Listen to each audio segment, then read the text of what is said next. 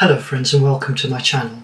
In this video we'll explore 5 steps in how Cognitive Behavioural Therapy techniques, or CBT, can help us not only recognise but challenge patterns of negative thoughts, feelings and behaviours. I'm sure we can all recognise events and periods in our lives when something has happened, leaving us with negative thoughts. Sometimes these negative thoughts have created negative emotions, making us feel and behave in ways that have resulted in negative outcomes. Where someone experiences these patterns on a consistent basis, I found that CBT can help challenge these negative thought patterns and the potential resultant negative feelings and behaviours. During my work in this area, I came across a great book by Wilding entitled Cognitive Behavioural Therapy, Techniques to Improve Your Life. In this book, she outlines some of the CBT techniques I'll describe in this video.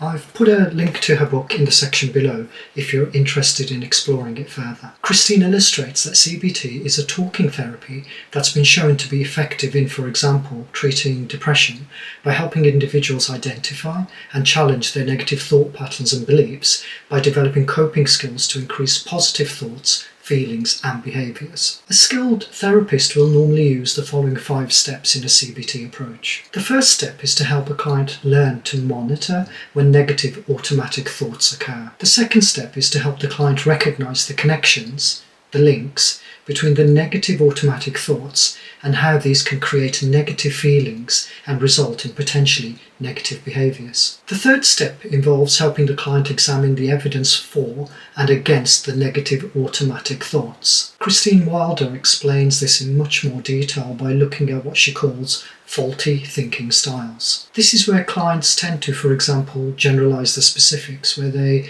come to a negative general conclusion based on a single incident. For example, if while riding your bike you fall off it, you think you're an incompetent cyclist and will never cycle again. Or mind reading, where if we're feeling low, we'll know what people are thinking and unfortunately it'll always be negative. Or catastrophizing, where we expect disaster and believe that no matter what we do, things will almost certainly always go wrong. The fourth step involves looking for evidence in challenging these negative automatic thought processes and substituting them with a more reality-based interpretation. A skilled therapist, or even you as an individual, can do this by asking questions that look for evidence that supports or challenges the existence of these negative automatic thoughts. Careful questioning of these thoughts will normally show that they don't stand up to scrutiny and that there could be another, more positive interpretation available to you. The fifth step involves looking at why clients are predisposed to negative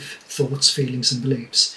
Potentially it could be due to an earlier traumatic experience in their lives. So, learning to identify and alter the underlying belief that predisposes someone to negatively distort their experiences is an important step towards challenging negative thought patterns. Challenging negative automatic thought patterns has to be done carefully to enable a therapist and client to develop a good working relationship. A good technique to use to challenge is called Socratic questioning, or sometimes referred to as Socratic dialogue. This technique is based on the approach used by the ancient Greek philosopher Socrates. Using this approach, you'll lead a client through a series of questions that help them become aware of distorted or negative thought patterns.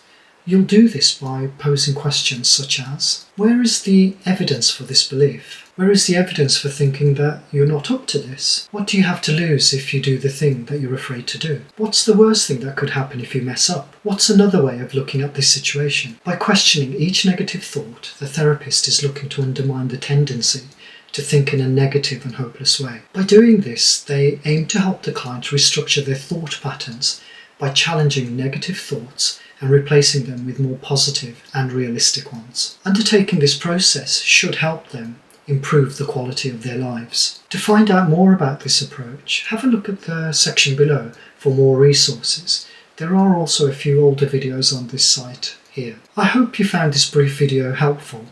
If you got some value from it, please do like and subscribe, and I look forward to seeing you next time.